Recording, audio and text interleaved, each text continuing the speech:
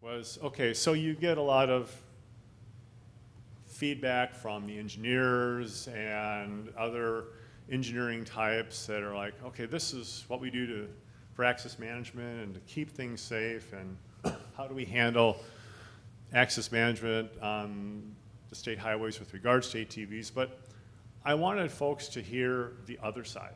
I wanted to hear from the people in the trenches that they're hearing from the people that they serve and how they are trying to provide access to, their folks with ATVs in their communities. So what I did is I asked, gentlemen, if you please come up.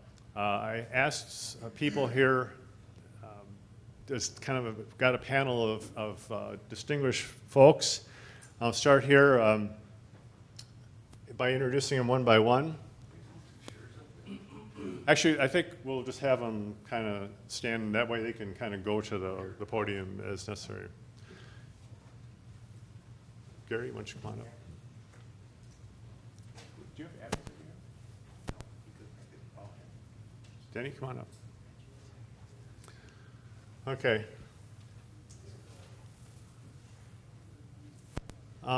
First one, Chief Jason King, the community of Darlington, and Darlington is in southwestern Wisconsin and Lafayette, and community of roughly 2,500 people.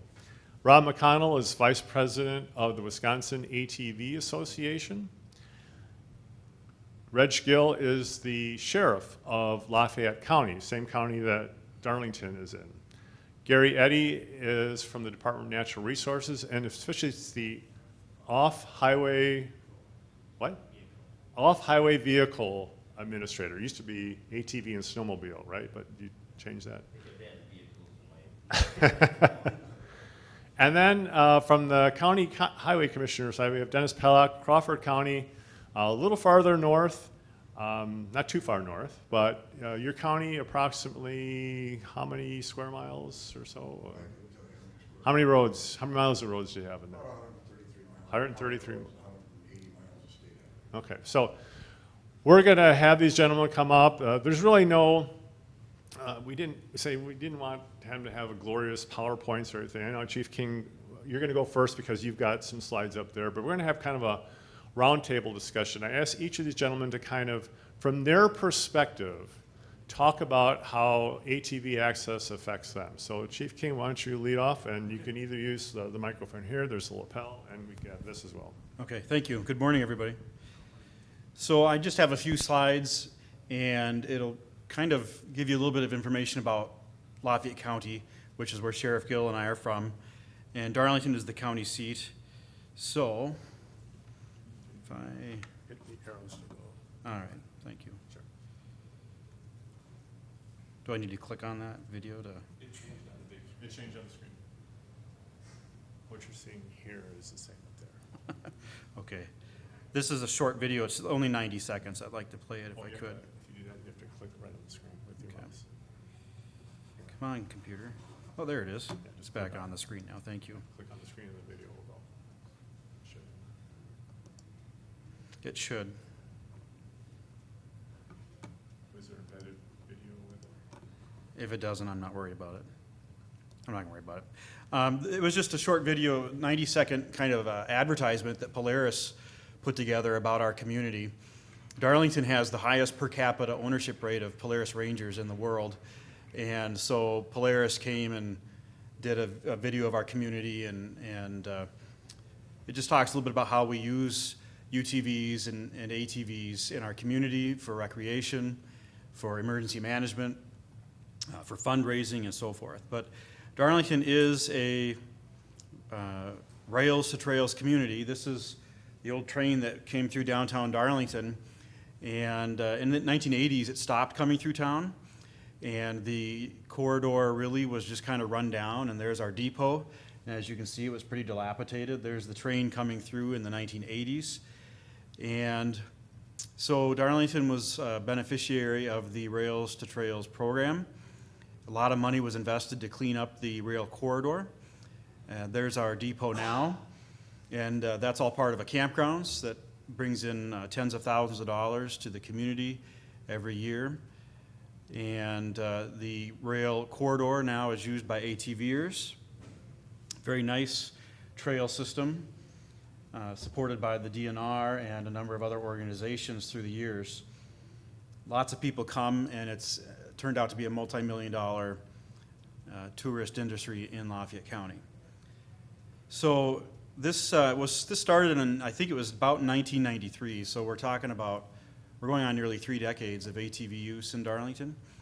And what happened was, to start things out, that red line is the old railroad corridor. It goes right through the heart of Darlington, right through the downtown.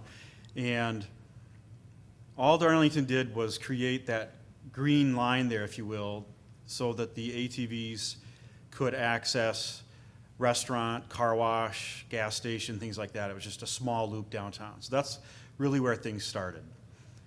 And at the time, it was the busiest intersection in the county, has 7,000 to 10,000 daily traffic count right at the intersection of State Highway 23 and Alice Street. And in looking at the DOT website at the daily traffic counts, that was the busiest intersection in the county. And many, many ATVs going through there on a weekly basis, intersecting with that amount of traffic. And we have never had a traffic crash at that intersection with an ATV. So I think that we'll talk about that later, but I think you need to bear in mind where I'm going with that is that as we continued to expand what we were doing in Darlington, we looked at data, a lot of evidence and a lot of data in our community, and you'll understand then why we chose to expand, I think, if you look at it that way. We did. We took it slow.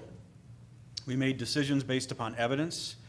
In 2012, we expanded access to all city streets. So in about 1993 is when we started, so it took a long time for us to make the decision to expand to all city streets. But that was only for the purpose of driving to and from the trail. And I think that that's important to note, because what we're seeing statewide is communities that want to just open up streets and highways just because. That's not what Darlington did. So when I get emails from all over the state, from people wanting to know how we did it, and so on and so forth, and I always explain to them that Darlington may be different than your community. We actually have an ATV trail, state trail, the Cheese Country Recreation Trail, that goes through our town. And so everything we did was to simply make it so that people could access that. We didn't do it just so people could go bar hopping or some of the other things that we're seeing in some communities within the state. That's okay as long as they're being responsible, but we're finding that that's not always the case. So what we did is to expand, though, I just want to say we had several town meetings, and we basically I had a private meeting with a group of people who were for it and a group of people who were against it, and we hammered out details. I asked the group who were against it why. They were against kids on the streets. They were against uninsured ATVs. They were against maybe the town drunk who had their driver's license revoked using the ATV routes as a means of transportation, so on and so forth. So we reached a compromise that everybody could live with and created a lot of ordinances that were much more strict than state laws. So we do have ordinances that require insurance. We have ordinances that require you have a valid driver's license, which eliminates kids. It eliminates revoked, suspended people, so on and so forth, and so on and so forth. So basically every concern the opponents had, we outlawed that stuff. We created ordinances to regulate it. In 2014, we expanded access across State Highway 23, the bridge, which was discussed already, that special exemption, so that we could connect the north side of town to the south side of town. And then in 2018, we've expanded access to all streets and highways in the city for any purpose. So it took 25 years, and lots of baby steps, but now we are at citywide access. We did not have a personal injury crash in Darlington in 25 years. on any of our ATV routes. We did have one last year on a section of the highway that it wasn't even a route. This was a drunk teenager who was just out breaking the law. And he rolled over his UTV and he got hurt and had to be taken to the university hospital. So that's the only incident we've had.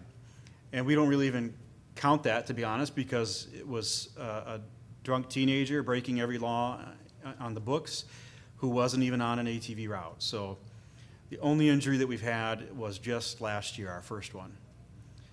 And now I want to explain, though, that's in the city, on our city streets. There's been injuries in the county. And Reg can talk about that. So it's worked out pretty well for us. As I said, it's been a multi-million-dollar industry for us. Huge tourist draw. We have people come from all over and camp on our campgrounds downtown.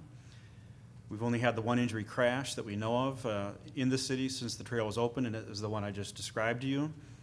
It's been mostly a positive experience for us, but I do tell people it does require strict oversight and enforcement. And that was the agreement that we reached with the community when we began using the streets, was that if you want to use the streets, you got to be okay with the fact that the police are going to cite you if you deviate from the rules. That was, again, the compromise we reached between the group that was against it and the group that was for it. And the group that was for it was like, that's fine. You nail everybody who breaks the rules because we want to keep it open and safe. And they help us, actually. The users actually report to us when there's concerns because they understand it's a privilege and they don't want to lose it. So that's a little bit about Darlington. But I can't stress enough that what works for Darlington won't necessarily work for other communities. We have a trail system, and everything we've done was to support that trail system, not to just open up streets for a free-for-all for no purpose at all. So, okay.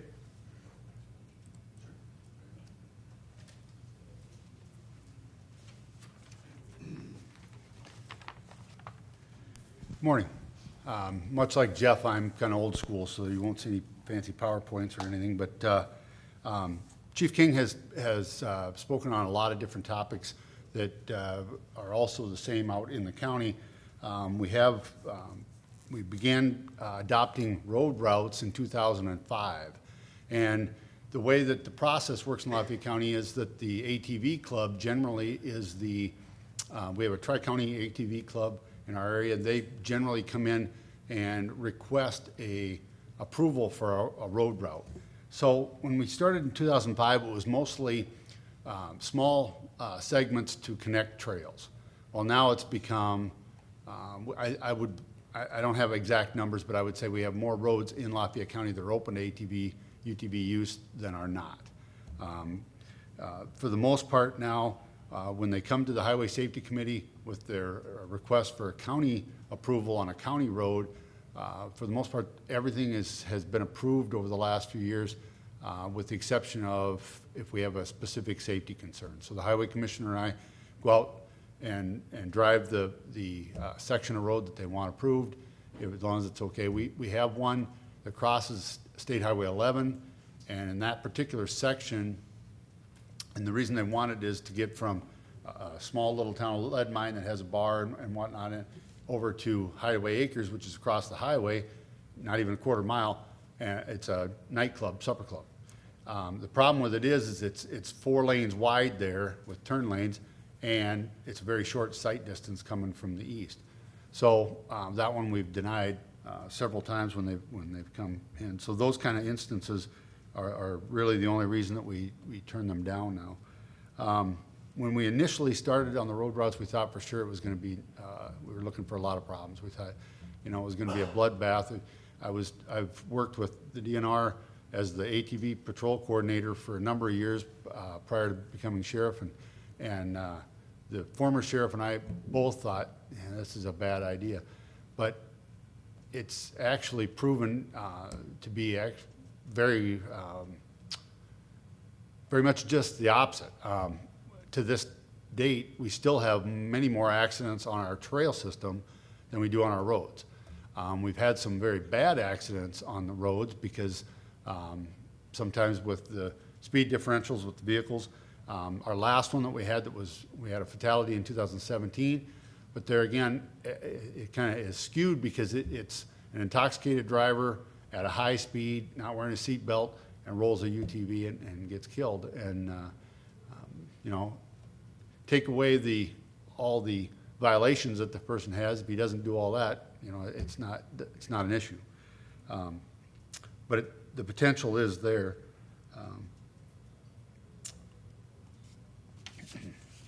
As far as enforcement goes, we have adopted ordinances. Pretty much everything that we had set up for the trail system, we moved out onto the county roads.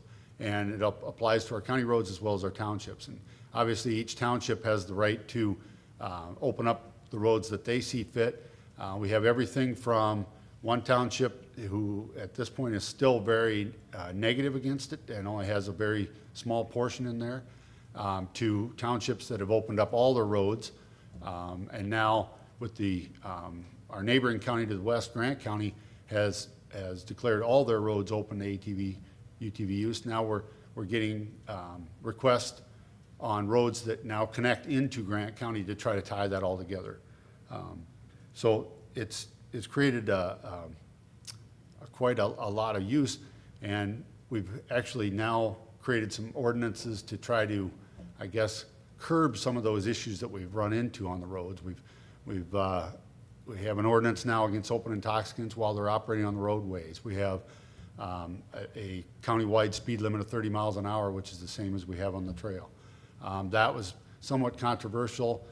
Members of the Tavern League were upset with me about that. They thought it's not safe to be doing 30 miles an hour when the cars are going that. They should be going faster. The problem with that is as was brought up earlier, these machines are not designed for road use. And what we started to see a few years back was a lot of UTV, especially people putting car tires on their UTVs. Well, that was fine and dandy in the fact that it wasn't as loud going down the road and they maybe drove a little nicer. But the problem is then it no longer meets the criteria as a registered UTV. It steps outside the specifications. So then they're operating outside of that. So,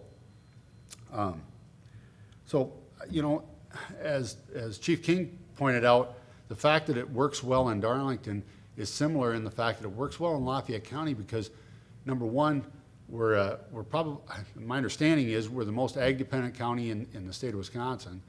We only have 17,000 people.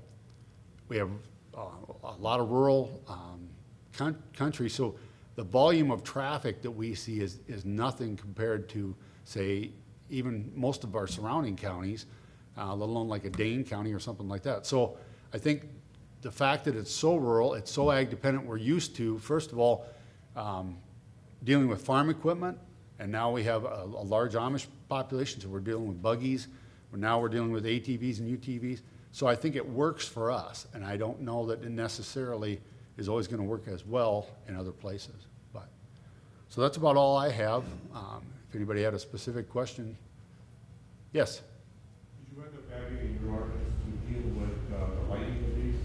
I know where I live, there's a lot of them out there that come with a lot of big LED light bars and stuff like that that are fairly blind when they come out. Yeah, we have not had that issue yet. I've seen those on some of the machines, especially mounted up high. We've not had any complaints that way. And as far as any other ordinances specific to lighting, we have not. Other than, the same that we had for where they have to have lights on, headlights and taillights. But yes? Any muffler requirements? I know there's a big difference between sound from a UTV or like a racing ATV.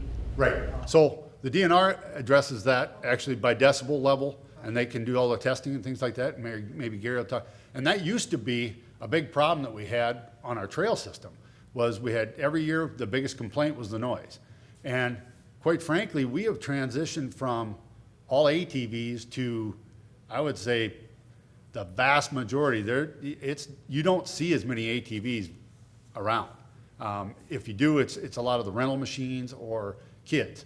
But otherwise, it's almost all UTVs. Like Chief King said, you know, the per capita in Lafayette County in Darlington is huge. I mean, it's almost like Madison with their bicycles. You know, now in Lafayette County, you know, you're kind of, you're the outsider if you don't have a ranger. You know, we don't, one of our dealers up there, you know, they, when we buy our machines for our patrol, I was talking to him, and he said, yeah, we love Darlington, we love Lafayette County, because one guy buys one and puts this on his, and the next guy comes up, and I need something nicer on mine, and so it's really become a big deal for them. But thank you.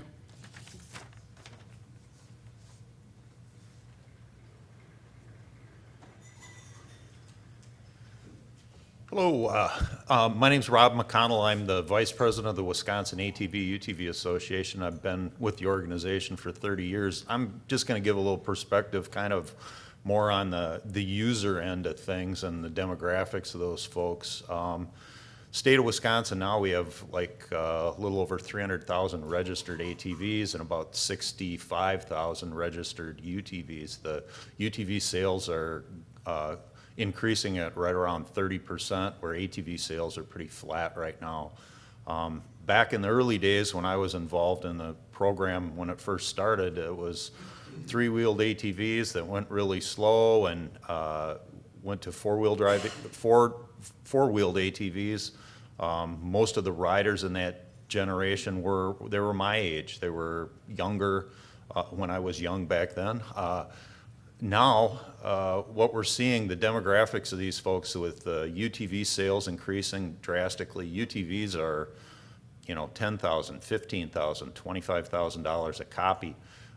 It takes a pretty good income to, my first ATV I bought when it was brand new was $1,200. So it's changed a lot over the years. So we're seeing, what's kind of happened though is we're getting kind of a transition. A lot of snowmobilers are moving into UTVs. It's a little bit different.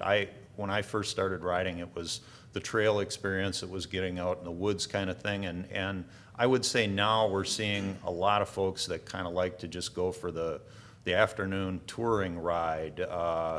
It's more of a, you know, a slow speed kind of go out and just look at things, you know, take a little cruise after dinner. Folks are older, family situations where, you know, you take, it's grandpa or mother, father, maybe a couple of kids, those kind of things, and they go for a ride. These folks that are entering the sport right now don't have an experience with the trail riding, so we are having some issues with, you know, not really knowing the rules, a little bit of that right now. Gary can expound on that a little bit more, but the age of the rider, the experience that they're looking for, what they want to do, riding road routes and stuff. We have about 2,500 miles of ATV trails in the state that are open in the summer. We have about 4,500 miles of those trails that are open in the wintertime. And we have, it's anybody's guess exactly what we have for ATV routes throughout the state. 12, 14, 15,000 miles throughout the 72 counties of the state. And we have folks that are looking for the rough and tumble, challenging experience to the folks that want a nice smooth ride down the country lane to do what they want to do. So we're kind of struggling with the new emphasis on roads. We've had a lot of statute changes recently. The ATV route ordinance, or the route language that was put in back in 1985, 86, when the ATV program initially came around, the only reason the routes were put in there was, the primary reason for that was to link sections of trail when you get to a waterway or a wetland area or certain areas where you can't get from one place to another. And it was, we always had short little pieces of route, and now those have expanded a lot, and it's bringing a different kind of interest and a different outlook on the sport.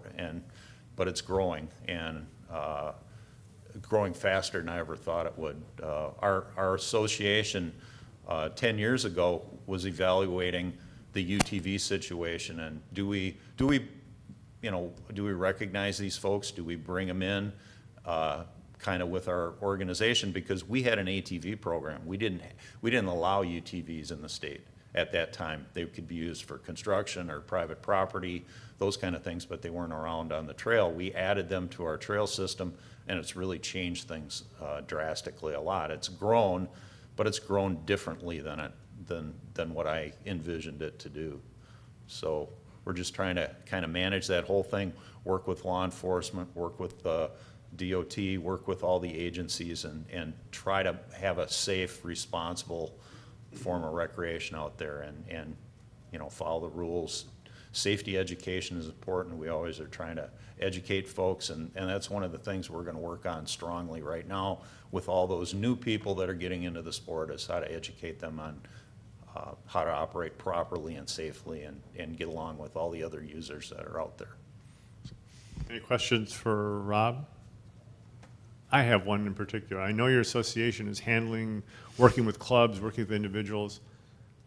How much are you working with municipalities now and trying to get them situated with, like you said, following the rules, being able to understand some of the statutes? There's a lot of confusion on the statutes and the ordinances and what a local municipality can do. I probably get a request at least twice a week for some local town board or county board that wants either information or would like me to come to a meeting or something. And I guess all I would ask is that, I'd like to see consistency throughout the whole systems. I mean, take the state statutes, start with that, work from that, and try not to modify it too much from that, just because when you add all these different jurisdictions, when you go from one city to the next town, to the next county, to the next township, if everybody has different rules, it becomes difficult to understand for the user out there what is going on. So, but it's going to be a confusing thing till we get worked through. After new legislation is passed, it always takes a couple of years to get all the bugs worked out of everything, to find out exactly the unintended consequences and get everything straightened out. And sometimes there's legislation comes to correct some of those problems that we manufactured when that legislation was passed. Thank you. Thanks, Ron. Gary?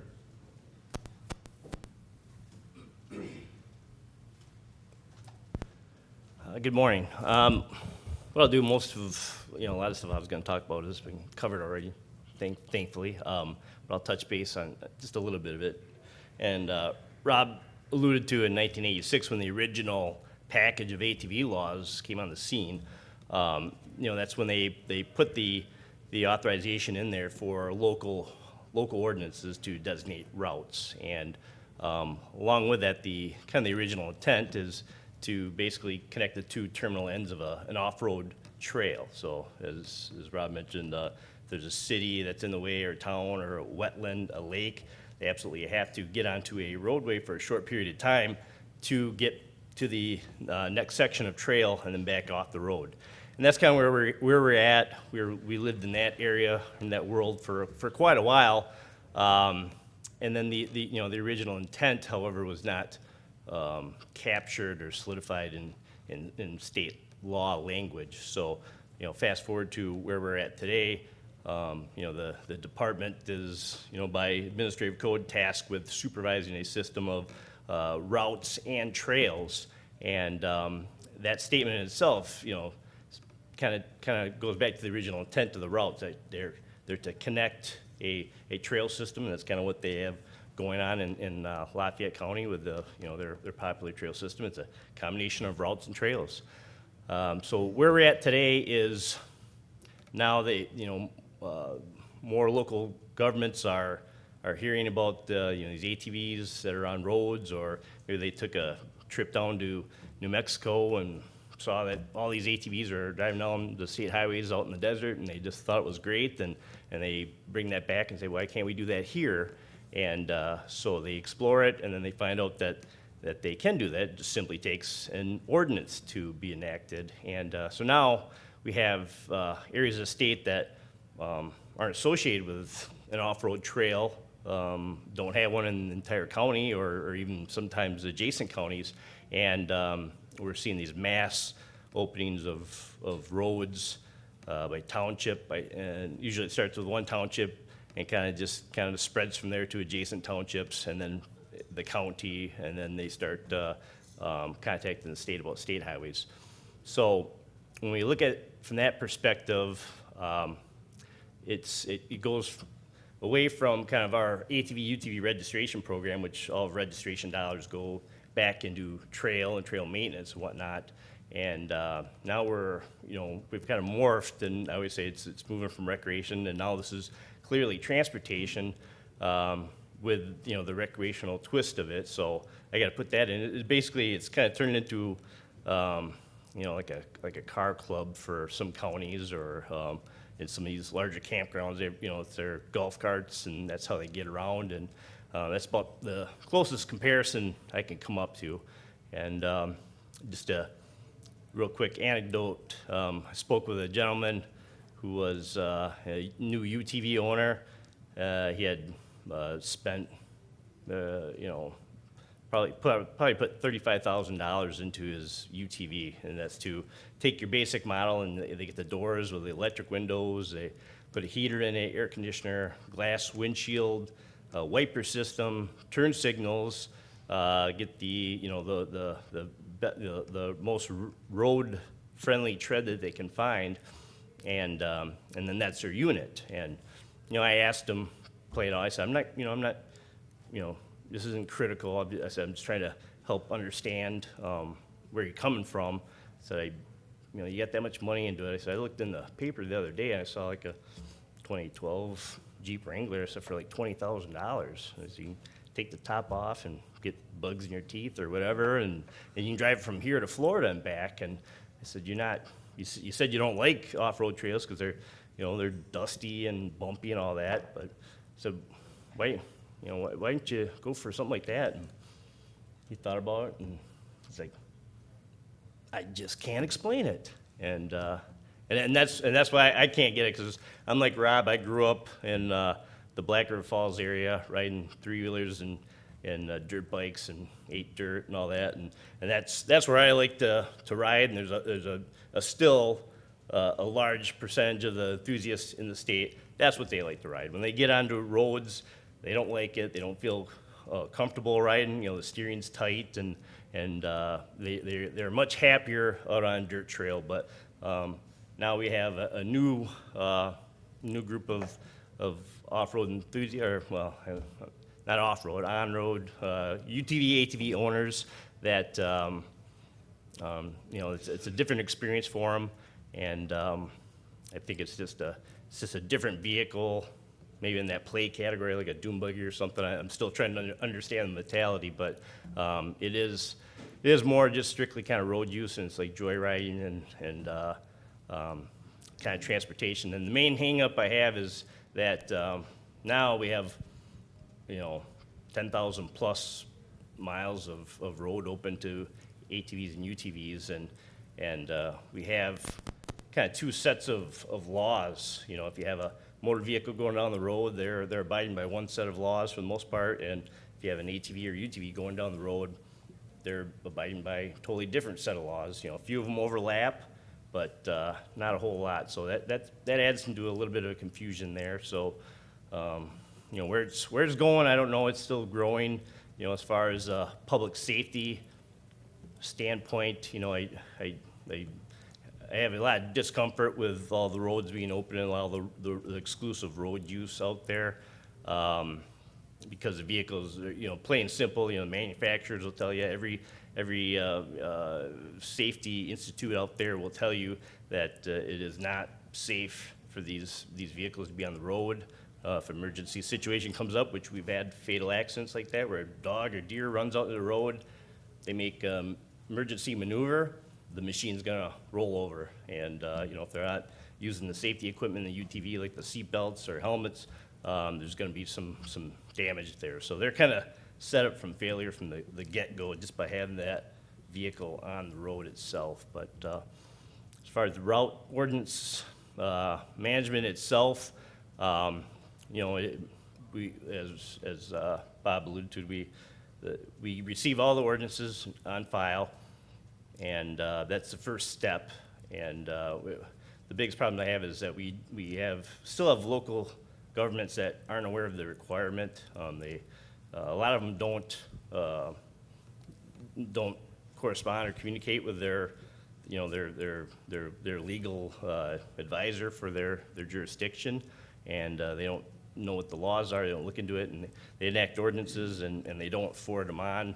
They don't file them with the DNR. They don't file them with local law enforcement. And the other problem is the signage that's required to go along with that. That doesn't always get posted up, or they make the clubs responsible for posting signs and purchasing them, which you know, they got to put it in the same boat as if they would let a local citizen go out and purchase you know, a stop sign for your highway, or a curve ahead sign, and go out and post it. They wouldn't let them do that. They should not treat the ATV route signs any differently. And I think the mentality is just like the snowmobile clubs, where the snowmobile clubs go out and post all the trail signs across the farm fields, and then with the ATVs, well, yeah, these are their trails. We'll let them go out and post these trail signs. The problem is they're not trails. These are public highways, and these are the official highway signs that need to meet certain standards. So, Dennis? You got just a few more minutes left here, and you're going to finish it up for us. By the way, nice tie. I'll keep it short then. Okay. One of the biggest issues we had in our county was ordinance.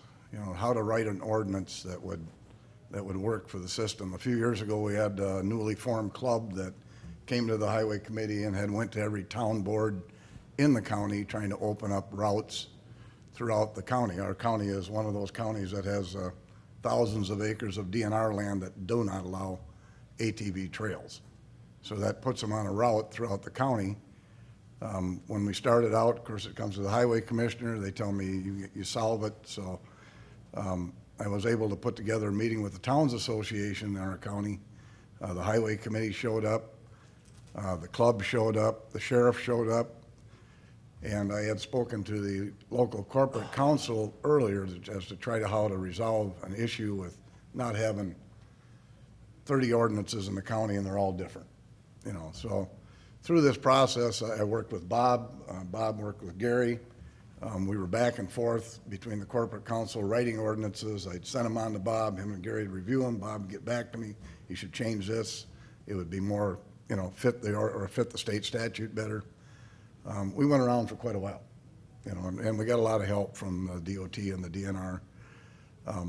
Everybody at that meeting was, none of the towns wanted to enforce it.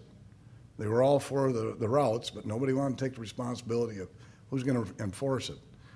The sheriff was very willing that, you know, if you write a county ordinance that all the towns have to adopt the same ordinance, I'll enforce it. So that's worked out real well. We had one town that was, even at the meeting, they wrote a different ordinance afterwards, and the sheriff refuses to enforce it. So they're gonna actually go back and rewrite theirs. And we recently added the no alcohol, no open intoxicants on the ordinance itself. Everybody has to have a driver's license. You have to have insurance on the vehicle that they're driving down the road, and they have to be legally licensed through the DNR. So it's worked out well. You know, we've had some bugs, and we're trying to work through them and trying to make this thing safe. I've been a real advocate of trying to keep the routes as short as you can, but politics has strange bedfellows. The county board has recently opened up, you know, a lot of miles of county highway that I guess personally I would have kind of left them go here for a while until we could get the rest of the routes taken care of. We did have one town that actually did a referendum that voted, in the town they voted no. They didn't want the ATVs on their roads. So, Any okay. questions for Denny? I do one question in general for the panel now, and based upon what you said, and with regards to Lafayette County, it works for you guys. You open up quite a bunch of roads, and you're advocate of saying, I didn't want as many roads. we have a lot of state DOT people here. Do you think more state roads should be opened up? Give me a quick yes or no and maybe why.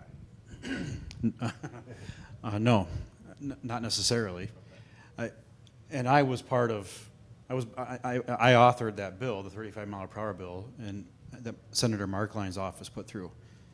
But that was because it would work for Darlington. It wasn't because everybody else necessarily should do it. But so no. And I would say don't be lowering your speed limits to appease them. I'm glad to hear you say that you're not doing that, because that was never the intent. That would be contrary to the spirit of the law. I would agree. I hope to not see all of our state roads open because, you know, there's a huge difference between a township road, even most of our county roads, and our state roads. So I don't think that's wise. I think there's enough routes now between the county roads and townships that we don't need state roads. The reason I don't think most state roads should be open, but I put a caveat in there. There's an awful lot of communities that are small, and really the only road that runs through them tends to be a state highway in a lot of cases, and there aren't a whole lot of arterial roads in those situations. So there are some situations where I think it really makes a lot of sense, but there are others where it doesn't. So it's kind of a case by case. I don't want to say no, they should never exist, but they should be carefully looked at when they're put in. So to your point on that, so we do have a village in Lafayette County, the village of Argyle, that the only way you can access it is by a state road. No matter, that's the only roads that come into Argyle are state roads. So the DOT did finally grant that exemption for them to come in off of a township road, run the state road into the village, and then access off onto the streets from there. So there is that option, and yeah, I don't think there's anything wrong with that as long as it can be kind of kept to a minimum. Any guesses? Oh, I'm good. No. Yeah. Yeah, I mean, just simply from a public safety standpoint, I mean, state highways and ATV and UTV mix, not so well. But I think there, you know, as Rob stated, there are some real rare situations where, you know, this may work. You know, you have DOT go through their, you know, their safety assessment, and you know, if it works, and you know, we're not setting them up for a logging truck versus ATV fatal, then yeah, if it works, no problem. You get the last word. Okay, in our situation, we had a list from the club that they wanted open. And before I'd approve anything, I actually came out, sat down with Wendy and Bob, and we went through the requests and kept those routes, I guess, as short as we possibly could. And some of them got actually tossed out that we didn't figure it was safe to be doing on it. So, I mean, there's certain sections that may have to be open, but I believe that they should be kept as short as they possibly can. I want to thank all my presenters here. I know it was just a short segment, but I appreciate your time in driving here. I think it was a very good topic. So let's all give them a hand, please. Appreciate it.